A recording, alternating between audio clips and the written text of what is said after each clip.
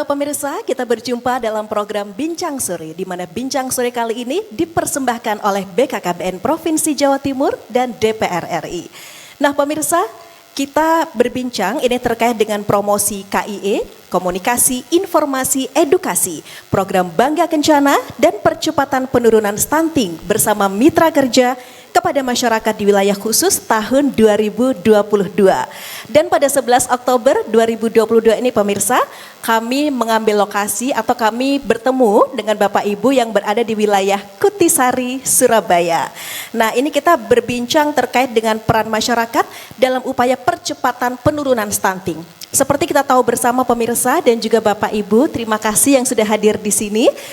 Kita tahu bahwa percepatan penurunan stunting merupakan salah satu program prioritas begitu ya. Dan tentunya BKKBN tidak bisa bekerja sendiri, dibutuhkan sinergi kolaborasi berbagai pihak.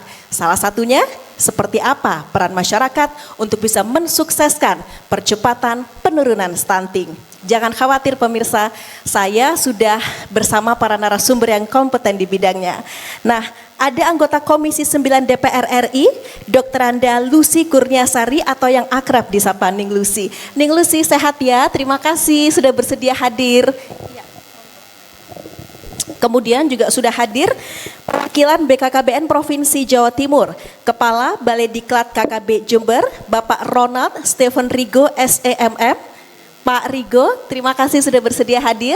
Tidak ketinggalan juga dari DP 3A PPKB Kota Surabaya, Ibu Dr. Anda Serindah Nur Emkes. Ibu Serindah, terima kasih sudah hadir. Bapak Ibu juga terima kasih sudah hadir pada kesempatan ini. Yuk, supaya lebih semangat dan meriah lagi acara kita kali ini, kita salam BKKBN dulu. Salam BKKBN. Salam BKKBN. Baik, matur nuwun. Baik pemirsa, kita langsung saja ini kepada Ning Lucy. Nah, Ning Lucy, ini kita bicara mengenai percepatan penurunan stunting, tapi ini tidak lepas tentunya dari peran masyarakat. Nah, ini kalau Anda melihat seperti apa sebenarnya kondisi masyarakat Indonesia untuk kemudian benar-benar bisa turut serta mensukseskan program ini. Silakan Ning Lucy. Jadi terkait dengan peran serta masyarakat dengan program pemerintah tentunya beragam.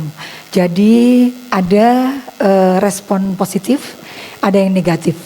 Saya melihat apabila menguntungkan dan program ini dibuat oleh pemerintah untuk kepentingan masyarakat tentunya mendapatkan respon positif. Namun sebaliknya apabila tidak menguntungkan untuk masyarakat atau merugikan masyarakat tentunya mendapatkan respon negatif. Oleh karena itu terkait dengan hari ini kita ada program yang namanya program percepatan penurunan stunting. Nah ini juga program pemerintah yang sangat penting untuk disosialisasikan ke masyarakat. Namun kondisinya masyarakat belum semua mengetahui mengenai program penurunan penanganan stunting ini. Padahal melalui Perpres nomor 72 2021 percepatan penanganan stunting ini sudah didelegasikan atau dikoordinasikan oleh BKKBN. Jadi kalau saya bisa menyampaikan agar supaya kita melakukan kegiatan-kegiatan secara masif. Lalu tidak bisa BKKBN bekerja sendiri, tentunya harus ada peran serta kementerian lembaga, termasuk peran serta pemerintah daerah. Nah kemudian Dong Lucy, apa sih ya upaya atau ikhtiar yang sudah dilakukan begitu untuk bisa meningkatkan peran masyarakat untuk mendukung program pemerintah? Oke, baik, karena kita bicara terkait dengan tupoksi, saya di DPR RI diamanahkan di Komisi 9, di mana Komisi 9 selalu mensupport, mendukung. Jadi kalau kita kembali kepada fungsi anggota DPR RI, ada 3 fungsi. Yang pertama adalah fungsi legislasi, di mana kita selalu mendukung melalui payung hukum. Ada undang-undang, ada Perpres, ada peraturan menteri, ada lagi peraturan daerah. Lalu kemudian fungsi kedua adalah fungsi pengawasan. Tentunya untuk penanganan stunting ini, karena tadi sudah diberi kewenangan penuh untuk tugas BKKBN, kami selalu mengawasi hal-hal terkait dengan program untuk penanganan stunting. Ada program Bangga Kencana, program KB, program Dahsyat, program Bapak Asuh Atasi Stunting, dan lain-lain. Kita harus memastikan bahwa program ini untuk tujuan penurunan stunting. Lalu kemudian tidak kalah lagi fungsi yang ketiga adalah fungsi anggaran. Kami selalu mensupport anggaran terkait dengan kepentingan penanganan stunting. Baik, Ning Lucy. Ya pemirsa, itu tadi dijelaskan oleh Ning Lucy, anggota Komisi 9 DPR RI. Seperti apa kemudian kalau untuk BKKBN Provinsi Jawa Timur dan dari Kota Surabaya sendiri. Sesaat lagi pemirsa masih dalam program Bincang Sore yang dipersembahkan oleh BKKBN Provinsi Jawa Timur dan DPR RI. Kami akan kembali usai jeda berikut.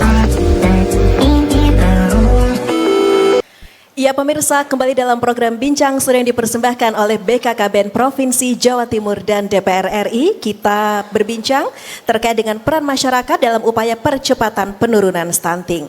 Pak Rigo, ini seperti apa kalau BKKBN Provinsi Jawa Timur sendiri terkait dengan peran masyarakat untuk mensupport atau mendukung program pemerintah ini dalam hal percepatan penurunan stunting?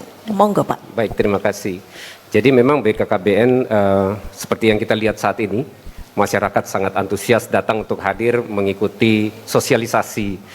Jadi yang kami lakukan adalah melakukan KIE tadi, melakukan komunikasi, kemudian edukasi dan informasi kepada masyarakat tentang bahaya daripada stunting itu sendiri. Kenapa stunting harus dicegah, bagaimana cara mencegahnya, dan dengan demikian kita bisa melihat bahwa masyarakat itu akan memberi respon. Tadi sudah disampaikan oleh Ning Lucy juga, ada respon yang positif, ada yang negatif. Tapi alhamdulillah kalau kita lihat semuanya pada positif ya. Karena memang stunting ini jika tidak dicegah akan mengakibatkan juga selain beban bagi keluarga itu sendiri, nanti akhirnya juga akan jadi beban kepada masyarakat dan negara kita. Nah, maka dari itu perlu kita cegah dari awal. Tadi sudah disampaikan bahwa pencegahan stunting itu diawali dari prakonsepsi, kemudian pada saat pernikahan dan juga pada saat dia mengandung harus melengkapi gizi yang sempurna sehingga nanti pada saat anak itu lahir tidak akan menjadi resiko stunting. Jadi anak itu kalau lahir resiko stunting akan kelihatan ketika anak itu berat badannya kurang dari 2.500 gram. Atau 2,5 kilo ya. Kemudian panjang badannya juga kurang dari 48 cm. Itu sudah merupakan gejala-gejala atau risiko stunting. Kemudian ketika itu terjadi, maka perlu adanya perawatan lebih lanjut, memberikan gizi yang cukup kepada bayi itu, kemudian juga diikuti perkembangan dari bayi itu sehingga pada usia 1.000 hari kehidupan pertama tidak akan terjadi stunting gitu. Baik. Nah, ini kemudian ada strategi khususkah Pak dari BKKBN Provinsi Jawa Timur ini untuk mempercepat penurunan stunting di Jawa Timur? Baik. Jadi memang sebenarnya kami menerjemahkan kebijakan dari pusat. Namun karena Jawa Timur merupakan wilayah daripada perwakilan BKKBN Provinsi Jawa Timur, maka ada strategi khusus yaitu dengan dicanangkannya zero stunting dari awal. Jadi kelahiran diharapkan tidak lagi terjadi adanya stunting, tidak ada penambahan stunting. Maka pencegahan itu sudah dilakukan dari sejak prakonsepsi tadi. Nah itu sudah dilakukan dengan dibentuknya adanya TPPS, kemudian nanti ada TPK dan Kota Surabaya yang akan lebih tahu banyak karena ketika di lapangan yang banyak mengerjakan adalah dari Kota Surabaya. Baik, kalau kita berbicara kan dinamis tentunya kalau di lapangan sendiri ya Pak Rigo ya. Hal-hal apa sih yang kemudian ditemui begitu ketika kemudian bertemu dengan masyarakat, kita bicara mengenai peran, mungkin ada kendala di tengah masyarakat yang kita cari solusinya dengan baik. Ya, solusi kendala di masyarakat yang paling utama kita lihat itu banyaknya mitos. Ya, mitos di wilayah kita ini masih sangat kuat ya, sehingga ketika anaknya stunting justru disembunyikan, tidak mau disampaikan karena malu katanya. Jadi tabu gitu ya. Nah, ini yang harus kita segera memberikan edukasi kepada masyarakat agar ketika anaknya sudah ada risiko stunting atau gejala stunting segera diberitahu agar dapat diberikan tambahan-tambahan gizi sehingga dengan demikian tidak memperparah anak itu menjadi stunting begitu. Baik. Nah, kemudian kalau berkaca kita pada kuatnya mitos begitu ya Neng Lucia yang masih kuat di tengah-tengah masyarakat Pak Rigo. Kemudian peran seperti apa yang diharapkan kepada masyarakat untuk bisa mempercepat penurunan stunting? Ya. Jadi peran masyarakat ketika menyadari bahwa stunting itu perlu ditangani dan harus segera diatasi, maka setiap kita ini khususnya yang hadir pada malam hari ini diharapkan sudah memiliki pemahaman dan bisa memberikan kepada masyarakat sekitarnya bahwa harus mencegah stunting. Kalau kita lihat adanya nama tadi BAAS namanya, Bapak Asuh Atasi Stunting. Nah, ini keluarga yang diharapkan keluarga-keluarga mampu yang bisa melihat jika ada tetangga-tetangganya yang kemungkinan besar ibu hamil, kekurangan gizi misalnya, atau lingkungan hidup yang kurang bersih, tolong dibantu.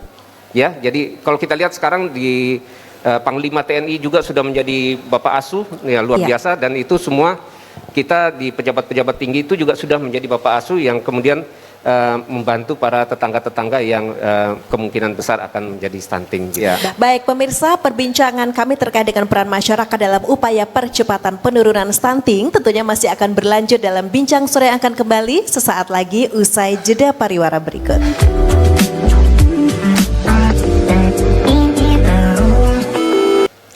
Iya pemirsa, saat ini Anda tengah menyaksikan program Bincang Sore yang dipersembahkan oleh BKKBN Provinsi Jawa Timur dan DPR RI, promosi KIE, program Bangga Kencana dan percepat penurunan stunting sama mitra kerja kepada masyarakat di wilayah khusus tahun 2022. Di mana kali ini pemirsa kami berada di Kutisari, Surabaya. Oke, langsung saja kita kepada Ibu Serindah. Ibu bisa dijelaskan kepada kami seperti apa tanggapan masyarakat terkait dengan program percepatan penurunan stunting di Kota Surabaya. Ya, terima kasih Mbak. Jadi kalau tanggapan masyarakat tentunya sangat baik ya. Terbukti dengan yang hadir di sini cukup banyak. Karena kita juga keliling di beberapa tempat, itu memang antusias sekali masyarakat untuk ini menjadi tanggung jawab bersama masyarakat. Itu tanggapannya. Baik, kalau di Kota Surabaya sendiri terkait dengan program percepatan penurunan stunting itu seperti apa Ibu? Ya, jadi awalnya kami di Kota Surabaya itu tentunya membentuk ya TPPS namanya, Tim Percepatan Penurunan Stunting. Baik. Ya, jadi ini diketuai sampai di tingkat kelurahan. Jadi di tingkat kelurahan itu diketuai oleh Pak Lurah, kemudian di tingkat kecamatan dan kota hingga kemudian dari TPPS itu kita juga membentuk TPK, ya, tim pendamping keluarga. Jadi tim pendamping keluarga ini terdiri dari tenaga kesehatan, kemudian dari unsur PKK dan unsur kader KB. Jadi merekalah yang kita bentuk. Kebetulan kalau di Surabaya sudah terbentuk 6.642 TPK. Seluruh kota Surabaya, ya. Jumlahnya luar biasa ya, berarti. Jumlahnya cukup banyak. Jadi di tangan TPK inilah kita berharap mereka bisa melakukan pendampingan sampai ke lini bawah, sampai benar-benar di tingkat bawah. Karena kita mengharapkan kita mempunyai data yang akurat ini ya tentang berapa sih anak-anak yang sebetulnya beresiko stunting. Juga kita juga melakukan pendataan ya keluarga yang memang beresiko stunting juga. Baik. Jadi kita juga melakukan pendataan itu. Kemudian dari data inilah TPK bekerja. Ya, selain itu di Surabaya selain ada tim pendamping keluarga juga ada kader Surabaya Hebat. Ya, ini juga kader Surabaya Hebat ini mungkin dari yang hadir ini juga banyak yang dari kader Surabaya Hebat yang melakukan pendampingan sampai ke tingkat RT. Jadi KSH ini dan TPK harus tahu sebetulnya ada nggak kejadian sampai di tingkat RT. gitu bahkan ya. Jadi kalau memang ini bisa dimonitor secepatnya, artinya kita lebih cepat dapat menangani stunting ini. Ya. Artinya ini progres untuk percepatan penurunan stunting di Kota Surabaya. Ada kabar baik dong buat kita semua, Ibu Serindah. Ya, bagaimana? harapannya seperti itu. Memang terjadi penurunan dari data EPPGBM. Jadi berdasarkan data hasil yang berkunjung ke Posyandu itu memang terjadi penurunan untuk angka stunting ini. Kemudian juga karena ini stunting ini dilakukan pendampingan, jadi bagi anak-anak yang stunting itu selalu didampingi dan diberikan permakanan ya, untuk bantuan-bantuan banyak sekali, susu, kemudian biskuit dan sebagainya itu diberikan kepada anak-anak stunting ini. Oke, artinya begini Bu, Kota Surabaya memang luas. Ada wilayah-wilayah yang mungkin taruhlah terluar begitu, yang juga harus menjadi fokus perhatian kita begitu ya, agar tidak lepas kontrol juga. Itu seperti apa upaya yang sudah dilakukan untuk wilayah-wilayah terluarnya sendiri itu Ibu Serindah? Ya, melalui monitoring itu tentunya ya. Baik. Dengan Jadi TPK, memastikan bahwa tidak ada yang terlepas begitu terlepas, ya. melalui monitoring itu. Jadi kita juga dari program kita memang kan pencegahan dari hulu. Ya, hulu itu kita juga sudah melakukan binwin, bimbingan perkawinan melalui KUA. Ya. Jadi memang pencegahan stunting ini harus dimulai dari hulu, yaitu dimulai dari calon pengantin. Baik. Ya, sebelum mereka melakukan pernikahan, kita harus sudah dibimbing dulu gitu ya, supaya mereka juga tahu bahwa tidak boleh ini melahirkan anak-anak yang nanti lemah gitu. Jadi kita sudah melakukan bimbingan perkawinan melalui KUA, bekerja sama dengan KUA. Ya. Berarti ini calon pengantin juga harus tahu ya Ibu ya, artinya mereka juga harus sudah mulai memperhatikan dan memeriksakan kesehatan sebelum menikah tentunya. Baik, nah Bu, untuk kemudian bisa meningkatkan peran masyarakat itu sendiri, ada triknya tidak ini kalau di Kota Surabaya? Tentunya kita melalui pendekatan ya, pendekatan dan info meng-KIE, sering melakukan KIE dan pendekatan. Yang paling baik adalah pendekatan. Ya. Baik, jadi aktif melakukan pendekatan aktif, kepada masyarakat kita ya. yang turun langsung ke masyarakat. Luar biasa ya Ibu Serindah dari DP3A PPKB Kota Surabaya. Nah pemirsa, pastikan Anda tetap bersama kami dalam Bincang Sore. Masih ada satu segmen terakhir dalam Bincang Sore kali ini. Kami akan kembali sesaat lagi.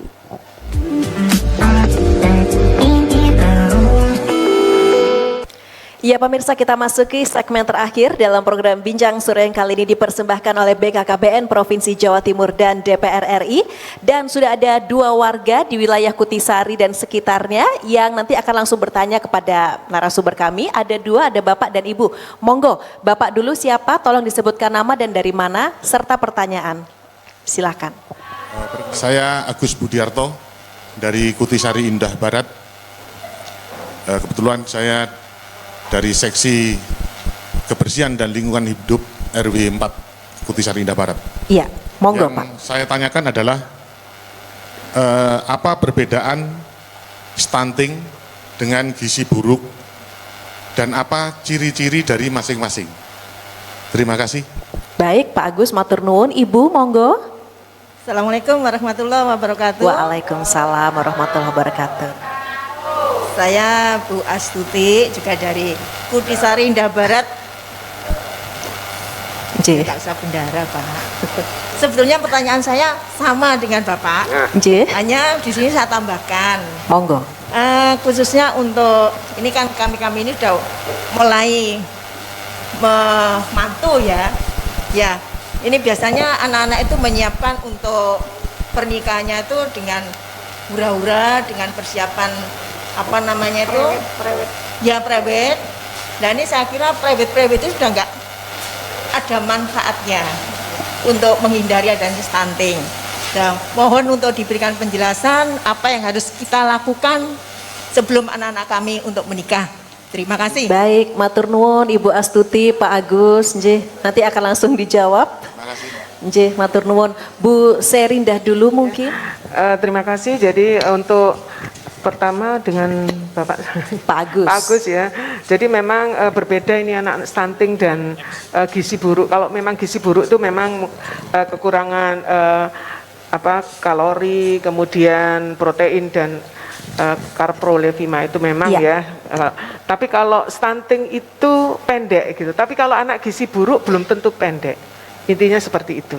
Jadi ya kalau stunting itu pendek. Kemudian yang kedua dari Ibu Astuti. Ibu Astuti ya. Ibu Astuti ini kita mempersiapkan remaja ya, calon pengantin itu memang mungkin tidak perlu dari dengan prewed gitu ya. Tapi itu kan memang perasaan senang ya untuk kalau kami menyarankan itu kan memang harus ada pemeriksaan ke puskesmas terlebih dahulu. Baik. Ya, pemeriksaan kesehatan. Kemudian kalau kita harus mengisi sebetulnya aplikasi LCMIL. Aplikasi LCMIL ini adalah aplikasi siap nikah dan hamil yang harus diisi oleh calon pengantin untuk bisa mengevaluasi sebetulnya kondisi kesehatannya bagaimana sih sebetulnya. Melalui pertanyaan-pertanyaan dalam LCMIL itu nanti bisa diketahui. Ibu Serindah matur nuwun. Pak Rigo, silahkan. Baik, terima kasih. Kalau tadi ada pertanyaan perbedaan ya antara gizi buruk dengan stunting. Ya, stunting adalah bagian dari gizi buruk sih sebenarnya. Ya, kalau gizi buruk yang setelah dia lebih dari balita itu karena memang kekurangan gizi mungkin banyak terjadi di daerah-daerah yang lingkungannya kurang bersih dan juga dulu kita sering sebut dengan daerah terluar. Baik. Ya, kemudian kalau stunting itu sendiri ya memang salah satunya penyebabnya karena gizi buruk. Gizi buruk sejak tadi sudah disampaikan juga pencegahan dari hulu ketika seorang catin, seorang wanita atau yang calon ibu, calon pengantin dari wanita itu harus ada screening terlebih dahulu dan itu menggunakan program yang namanya LCMIL. Itu adalah salah satu program yang aplikasi yang digunakan oleh para tim pendamping keluarga. Baik. Mereka akan mengukur apakah ibu ini masuk anemia atau tidak, cukup isi vitamin atau tidak. Dengan demikian mereka akan siap untuk menikah. Demikian. Kemudian pertanyaan untuk Bu Astuti. Ya, Bu Astuti tentang prewed itu saya sendiri menganggap bahwa itu urusan setiap rumah tangga ya anaknya. Tetapi sebenarnya kalau mau lebih tajam agar mencegah stunting ya tadi kita harus memeriksakan diri khususnya bagi seorang ibu dan juga seorang laki-laki. Ada namanya LCMIL itu akan mengeluarkan sertifikat. Kalau seorang laki-laki sudah siap untuk menikah itu harus bagaimana dan seorang wanita untuk siap menikah juga harus bagaimana, itu ada sertifikatnya. Terima kasih Pak Rigo. Ning Lucy, silahkan. Ya, jadi saya menjawab langsung Pak Agus dengan Bu Astuti. Jadi intinya kita harus ketahui dulu yang dimaksud stunting itu apa. Kalau stunting itu sudah pasti pendek, tapi pendek belum tentu stunting. Kalau stunting sudah pasti kecerdasan menurun. Tapi kalau yang pendek tapi cerdas juga banyak. Banyak contohnya tokoh-tokoh kita. Lalu kemudian stunting itu adalah gagal tumbuh, kondisi gagal tumbuh yang dikarenakan ibunya kekurangan gizi kronis atau infeksi yang berulang.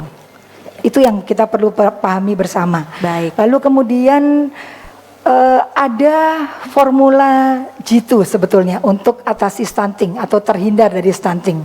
Yang pertama ada 4 terlalu. Yang pertama terlalu muda. Jadi kalau menikah sarannya 21 tahun untuk perempuan, 25 tahun untuk laki-laki. Jadi kalau 21 tahun tentunya kesehatan reproduksi seorang perempuan sudah cukup untuk melahirkan. Lalu kemudian terlalu tua 35 tahun ke atas itu jangan hamil. Di situ berpeluang untuk melahirkan anak stunting. Lalu kemudian terlalu sering, jangan juga terlalu sering. Terlalu banyak anak, terlalu sering melahirkan, itu juga berpeluang untuk melahirkan bayi stunting. Lalu terlalu dekat, tidak boleh juga. Dalam satu rumah sebaiknya harus ada hanya 1 balita, sarannya. Baik, iya Dr. Anda Lucy Niasari yang akrab disapa Neng Lucy, matur nuwun, terima kasih. Kemudian Bapak Ronald Stephen Rigo SEMM, terima kasih. Ibu Dr. Anda Serindah Nur MKes, terima kasih. Bapak Ibu matur nuwun atas kehadirannya kali ini. Pemirsa, sampai di sini kebersamaan kita dalam program Bincang Sore yang kali ini dipersembahkan oleh BKKBN Provinsi Jawa Timur dan DPR RI. Saya Mustika Ratna, sampai jumpa.